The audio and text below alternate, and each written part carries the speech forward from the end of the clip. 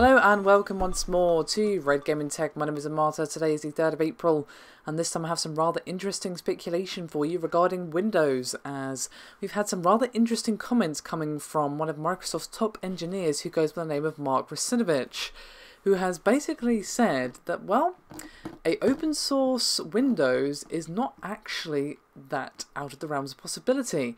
And he actually said at a conference by the name of ChefConf, quote, "It's definitely possible. It's a new Microsoft."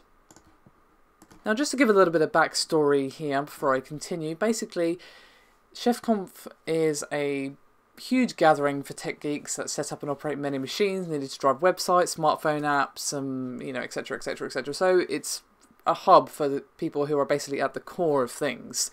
And when Mark asked how many of them use Windows, only one out of several hundred raised their hand. And mostly they're using Linux, which of course is an open source OS. But this is apparently what Mark expected, and he went on to say, quote, "That's the reality we live in today.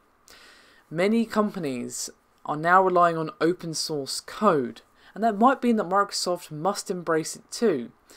And Mark actually pointed out that Microsoft do now allow Linux on their Azure cloud computing service, and today Linux is running on at least 20% of Azure cloud computing computers, which is basically a way of renting computers over the internet, before you ask. So yeah, it's quite a change from Microsoft, but it is of course a necessary change, as of course Linux has become more and more popular. Of course, Microsoft could go into even further deep waters, not only allowing open source software in their cloud services, which is what they've done with Azure, but actually turning Windows itself into open source software.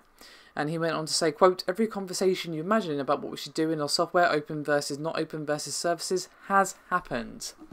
Now obviously this isn't going to happen tomorrow. You're not going to wake up and Microsoft's like, "Hey, by the way, we've decided to do open source."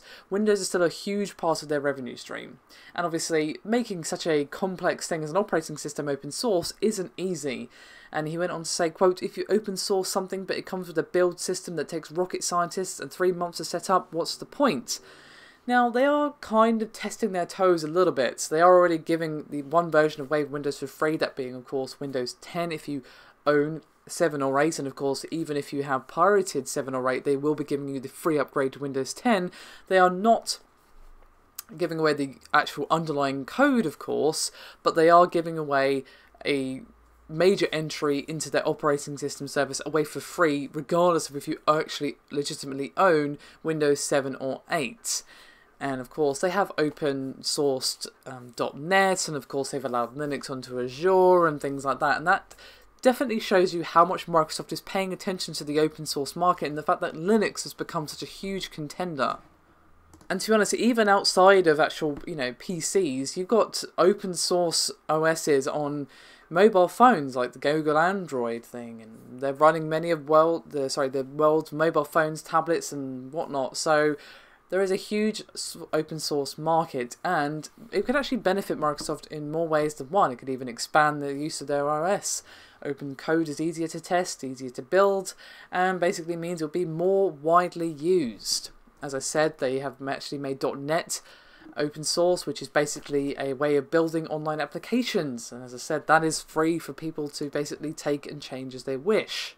But some of you are wondering, well, how would they actually monetize this? Well, it can still be a moneymaker even if it's an open source OS.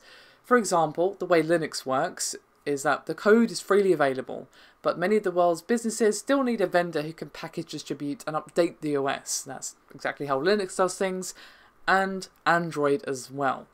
But as I said previously, open source is complicated. It's not as simple as it's either free or it's not free. There's a lot of hurdles and bells and whistles and lots of little boxes that have got to be ticked before you can actually go fully open source.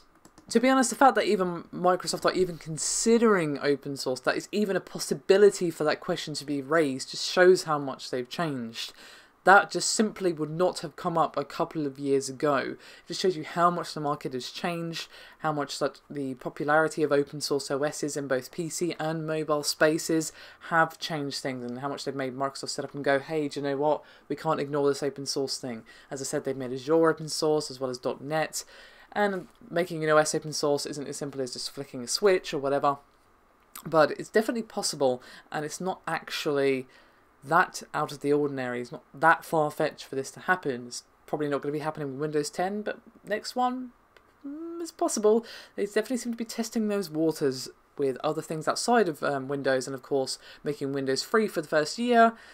Yeah, they're definitely seeing what alternate methods they could use to actually still make money from their OS, and that kind of gives the impression to me that they're giving this serious consideration. Of course, a lot of this is pure speculation, and I will link the source article in the description below this video if you want to give it a read. I suggest you do so. It's very interesting.